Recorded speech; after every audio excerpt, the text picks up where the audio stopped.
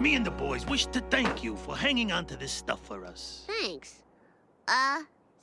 Say, are you guys crooks? Grab your trench coats and sacrificial daggers because this one's a wild, violent ride through the corrupt, blood-soaked alleys in the heart of New York.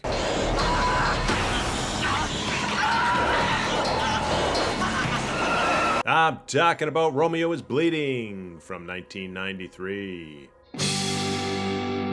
Peter Medic's twisted neo-noir thriller that's as much a descendant of madness as a stroll through RDA's darkest depths. Come on, hey, you gotta give me something! The fuck you looking at? Starring Gary Oldman as Jack Grimaldi. Nice work, Sergeant. A corrupt NYPD detective living a double life. All he could think about was feeding the hole. Married to the lovely Natalie, played by Annabella Sciorra. I don't know, Jack. You tell me. While also betting a teenage mistress, played by Juliet Lewis. And pocketing mob cash from Don Falcone, played by Roy Scheider. I could have you shot, torn to pieces, your wife made ugly, your house burned down, your girlfriend gutted. As Mona Demarkov enters the picture, played by the mesmerizing, menacing Lena Olin. Did you miss me, sweetheart? A Russian hitwoman who turns Jack's world upside down in a psychosexual cat-and-mouse game that ends in betrayal, bloodshed, and existential despair. I give this a solid 8.5 out of 10 tentacles. Perfect for fans of dark, over-the-top noir. Take two. You said Wednesday! Take one, get the rest tomorrow. Go! Listen! The film's a fever dream of excess, blending classic noir tropes with 90s grit. Like the fall of Rome out there. Streets gonna be filled with animals. Oldman's Jack narrates in a hard-boiled Tom Waits-inspired voiceover, dripping with purple prose and dark humor. Jack was a romantic guy. Big dreams. Problem was, there was always a little daylight between his dreams and his wallet. Mona's a femme fatale straight out of a Lovecraftian nightmare. Seductive, ruthless, and downright terrifying. Too bad, Jack, because you're never gonna get a chance to do it to her again.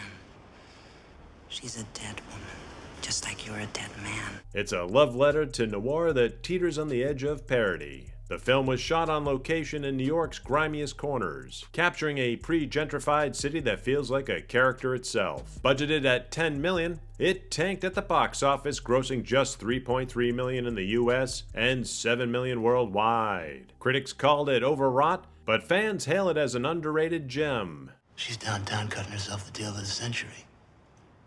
She's gonna walk away scot-free, leave you to pay for it all. Next week at this time, you're gonna be nothing but a memory. Mark Isham's score is a noir masterpiece. It's a sultry, jazzy affair.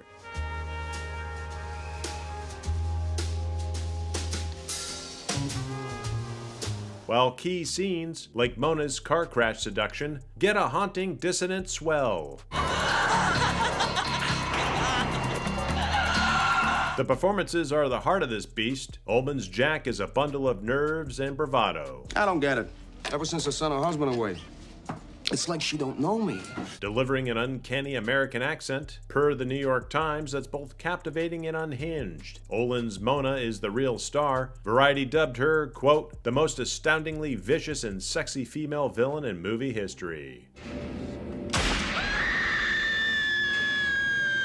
And her intensity steals every frame from her pinstripe blazer to her prosthetic arm antics. Romeo is Bleeding may not be perfect, it's messy, over the top, and occasionally loses its footing in camp. But its style and performances make it a cult classic worth revisiting.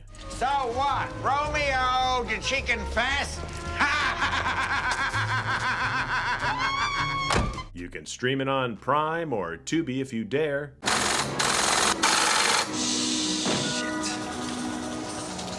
Wing them. Fuck. So, if you're looking to revisit the mean streets of New York and Mona's gaze, this might be the missing extremity you need. Until next time. Thank you to our YouTube members and everyone out there for your continued support. And Hail Cthulhu!